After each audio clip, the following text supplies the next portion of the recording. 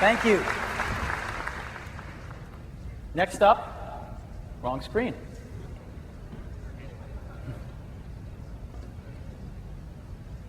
Next up, we got FileMaker, an amazing application which is really a platform that thousands or probably tens of thousands of applications run on.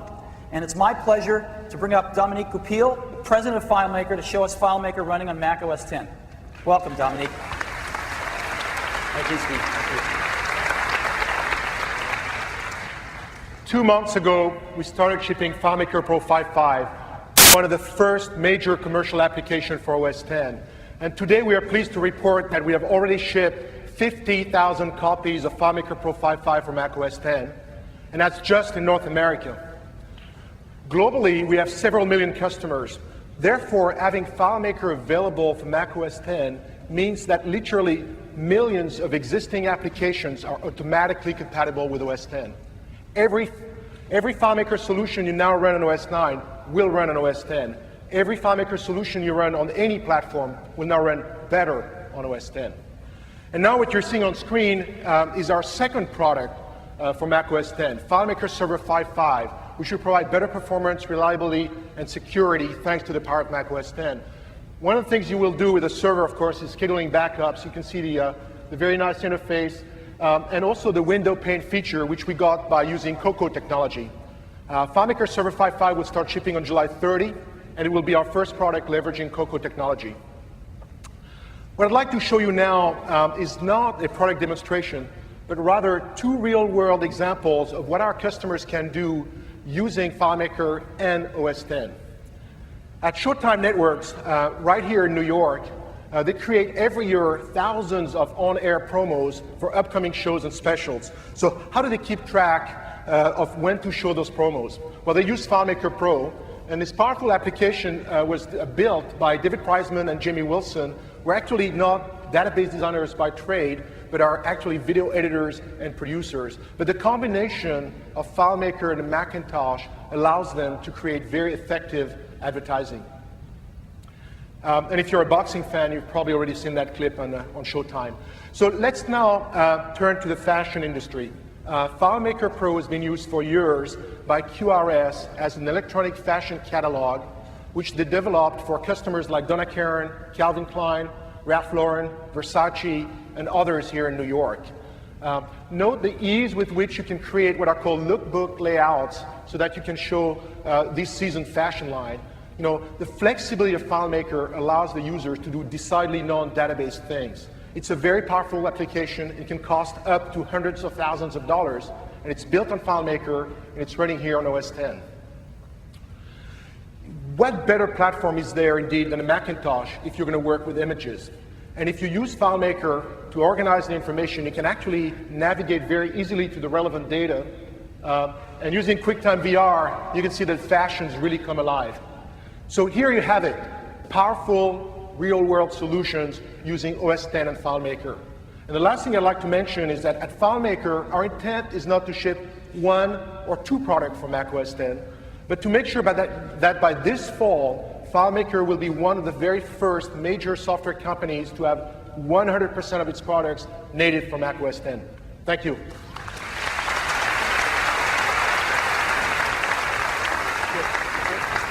Thank you, Dominique. Now, what happens if you have an app you really want to run that's not going to run on Mac OS X? Well, there's a way to run it coming soon from Connectix. My pleasure to introduce Kurt Schmucker, who is the Vice President of Product Management from Connectix, to show us Virtual PC running on Mac OS X. Welcome. Good morning, Steve.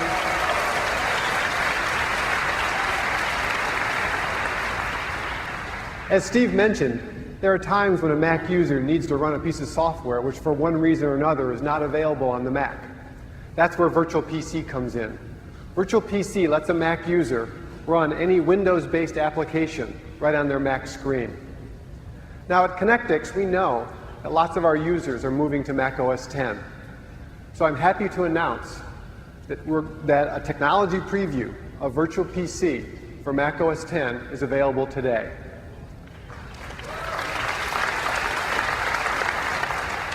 This technology preview, which we call the VPC test drive for Mac OS X is a free download for any registered user of VPC 4.0. Let me show you the test drive. You can see here in this VPC window the OSs that we have loaded on this demo machine. And they include Windows 2000, Windows 95, Windows 98, Windows Millennium, Windows NT, and even the new Windows XP, which isn't even going to ship until the fall. These OSs are all on this machine, ready to launch in just a few seconds. So let's launch one of them. Let's launch Windows 98. When you launch an OS in Virtual PC, it's like waking up a PowerBook. It just takes a few seconds to have it available to you, and any of those OSs that have that characteristic. You can load as many of those OSs on your machine as you have disk space for, and you can run as many simultaneously as you have RAM for. Now you can see in this big blue window, inside that window is Windows 98. But outside that window, Mac OS X is still running. When you move the cursor back and forth across the edge of that window, you see it change from a Mac cursor to a Windows cursor.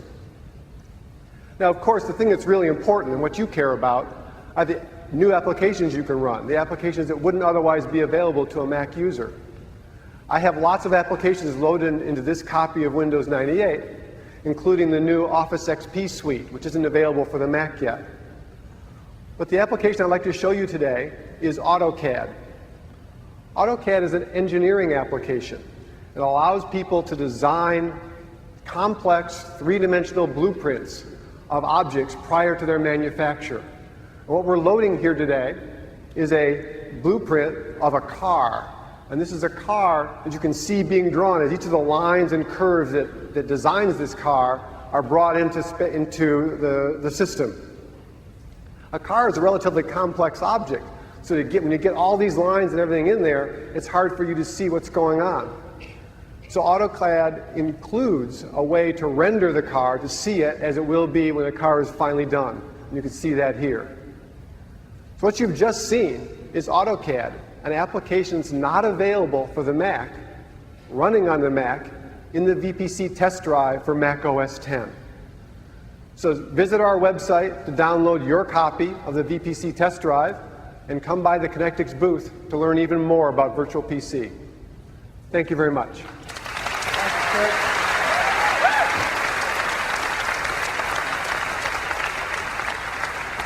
Next up is IBM with something truly remarkable that I think you're going to like. I'd like to introduce Toby Manners, the segment manager of IBM's voice and pen systems. Toby, welcome to Macworld.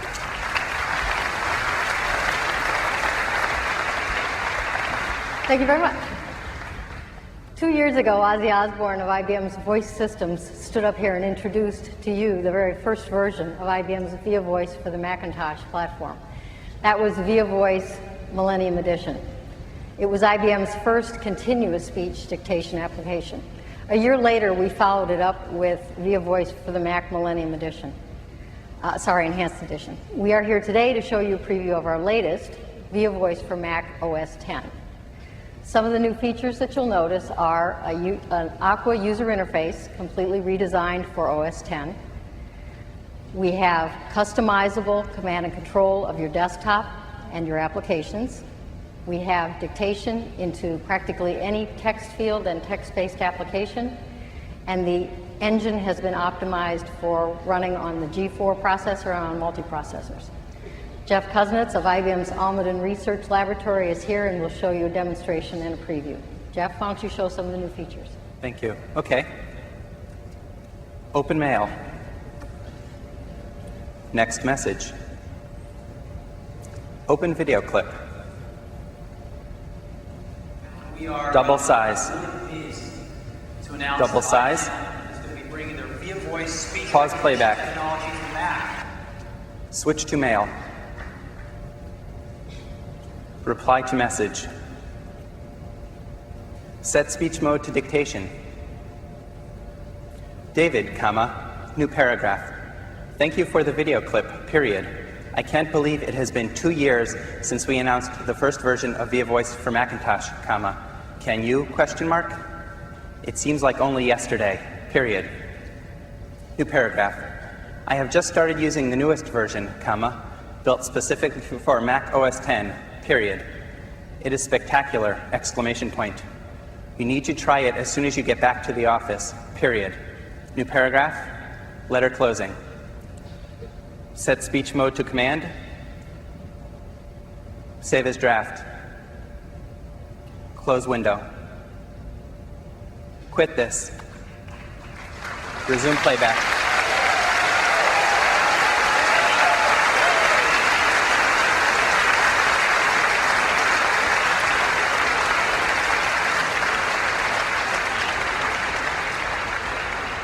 Thank you all very much. Via Voice for the Mac OS X will be available later this year. We're in booth 749. Come by anytime this week and you can see an enhanced, longer demonstration. We'd be more than happy to show it to you. Thanks very much.